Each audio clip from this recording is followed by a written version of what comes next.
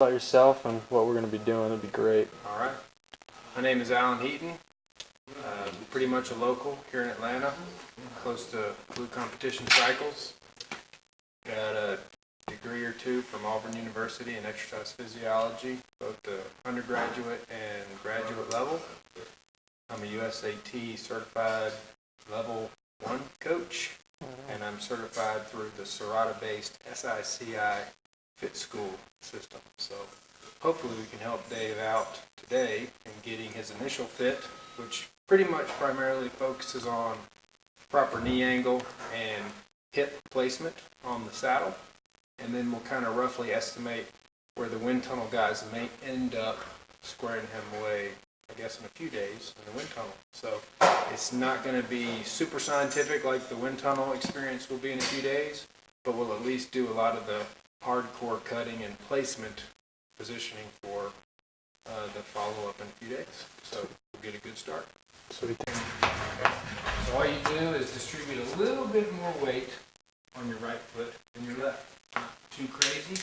And all I'm going to do is I'm going to feel for your bone structure in your foot. Basically, and in layman's terms, finding big knuckle, small knuckle of your toe, big toe and small toe. And primarily I want that cleat to be underneath that flex, or kind of that point in which you would jump to shoot a basketball shot or a layup, toe off. And that's the strongest point. Showing them your marks. You'll see the mark on the inside. It's just a Sharpie mark, not real scientific, but your cleats are a little bit behind where they could possibly ultimately give you just a little bit more power. So all I'm doing is loosen up the bolts, taking them forward a pinch. Our body weight is not looking.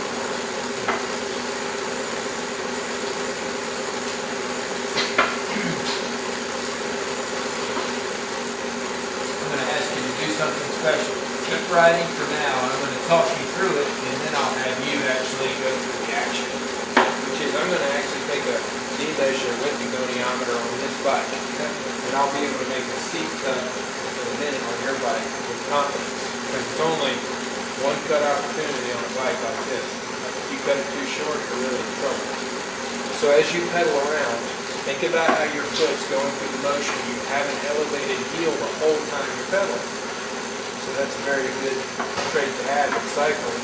You don't want it super toe down or heel negative to the pedal. You're just right, slightly elevated. So as you're pedaling, think about your right foot. And just come to a nice easy stop at the very bottom of the pedal stroke. I may modify your foot a little bit as I want to try to capture basically a freeze frame of your foot at its farthest point. So you just go ahead and do that. Just freeze it. Just your right foot, all you got to think about. Left foot, I don't care what you do. There you go. And I'm going to find the ideal spot with the crank arm and your foot and your relationship to the bike, as the way I saw it while you were pedaling. So I'm going to line up your crank arm basically with the bike seat angle, seat tube angle. The heel is right about where you were when you were going through your pedal motion. And all you got to do is hold that. I'm lining up the 3 points of interest, one being your ankle, spot on your knee, and then your hip. And we're going to check to see if that's the ideal spot. Regardless of road bike, triathlon bike, pretty much any bike except for, I don't know about a unicycle or a high wheeler, you want 30 degrees. That's the optimal, but depending on someone's back flexibility, leg flexibility, previous injury or medical history, you may have a slightly variation of what's comfortable or best accommodating you as an individual. So I'm just going to see where you're at. You're looking right in that window of optimum range, which is anywhere between 25 and 35 degrees off of 180. Because if you hyperextend your leg 180 degrees while pedaling, you're in a bad spot. Ankle, knee, hip. 29 degrees. So basically all I'm going to do is I'm going to measure from the center of the bottom bracket. In this case there's a bolt, thankfully, that I can use as a starting point. And I just measure to the top of the saddle. And after cutting so many of these bikes, I already know the actual cut is 9 centimeters lower than your stock saddle, which you're going to have on that bike. So if I have a saddle height of, let's say, for you, it will be 78. So I know that I need to cut your seat carbon piece at 69. 78 plus 9, 78. So we got it.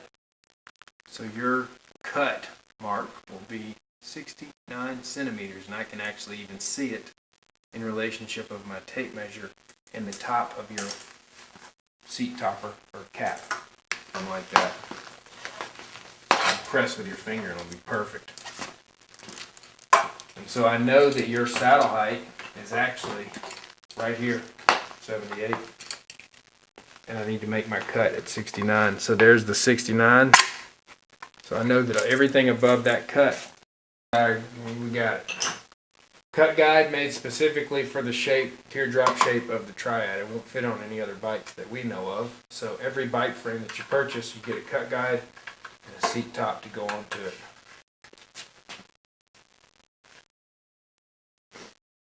Line it up with the base of the mark. Like I said earlier, you still have a 1 centimeter of play afterwards. If you start doing another fit a little bit later, things change. You may change your fore and aft position of your seat, which influence how high your seat should be on the actual frame. You still have a 1 centimeter play. This gets a little tricky, and you got to be steady with the saw, or it could just go right down the bike. So the first part is the trickiest. This is when I have to take this off or I'll scratch your bike. You didn't see that, honey?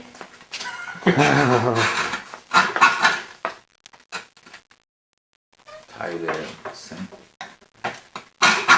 First few cuts are the hardest because you just have a big mass of carbon on the back spine of the seat post. Once you get it going though, it's okay.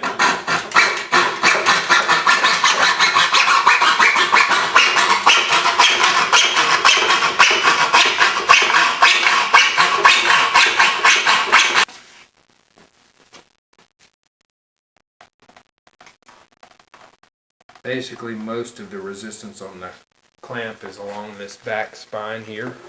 So if you just coat that, you should just be nice and happy as it goes on instead of fighting you. Good there.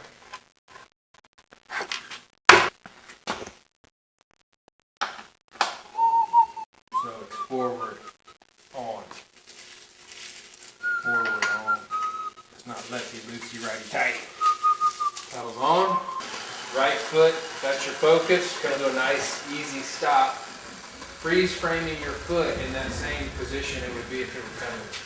And I'm gonna check your knee angle with our saddle cut that we've made on your bike. So it's right foot at the bottom. Man, you're good. You're learning curves. It's quick because your crank arm is in line with the 76-degree post, and that's exactly where I want you. Your heel is in the same relationship as you're in motion, slightly above the pedal. Cleat is in the right position, so I'm going to just take my 3 touch points, hip, knee, ankle, and see if we're close to that 29 degrees that I felt was optimal earlier. Start at the knee, line it up, see where we go.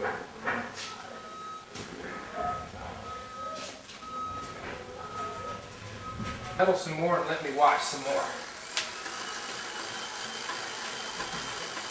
Yeah, that's what it does. Keep it just moving down and just skip it right where it's supposed to be. Yeah, that's what you